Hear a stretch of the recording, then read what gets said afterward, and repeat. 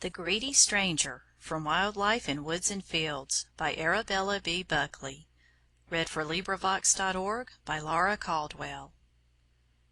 It was the middle of April this year when we first heard the cuckoo.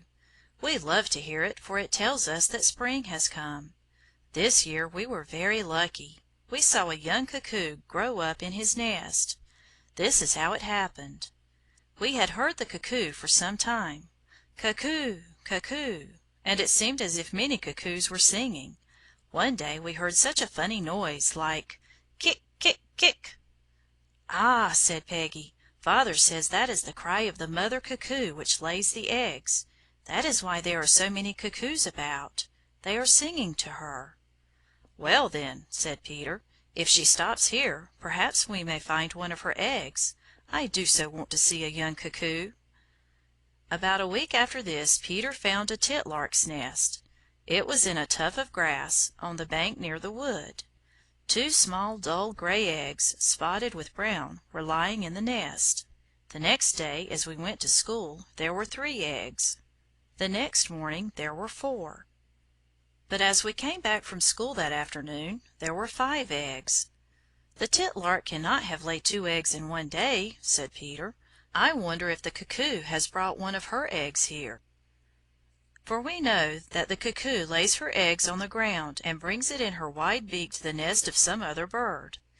We looked every day for a fortnight. The little titlark was so used to our coming she did not even fly off the nest. She was a pretty little bird, with brown spotted wings and a yellow throat and chin. At the end of a fortnight 2 little titlarks came out of their shells, and the next day 2 more.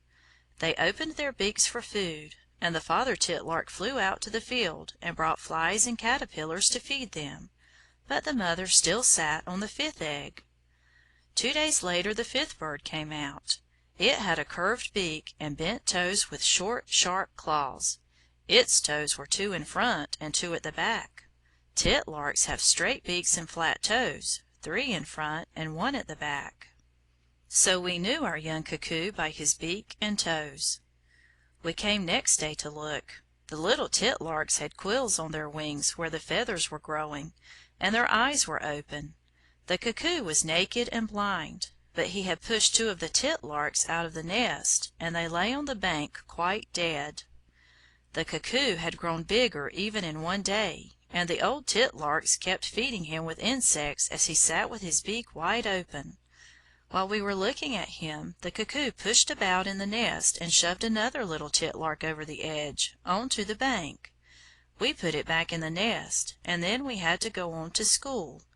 When we came back the cuckoo sat in the nest alone. All the 4 little titlarks were dead on the bank. He had pushed them all out.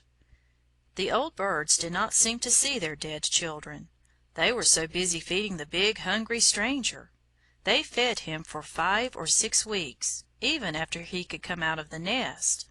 It was so funny to see. The cuckoo was larger than a thrush and the titlarks not bigger than a sparrow. Yet the big bird sat on a branch with his beak open, and let these little birds carry all his food. At last he flew away. We heard a cuckoo singing in August, when we knew the old birds were all gone. We wondered if it was our young, greedy stranger. End of The Greedy Stranger. This recording is in the public domain.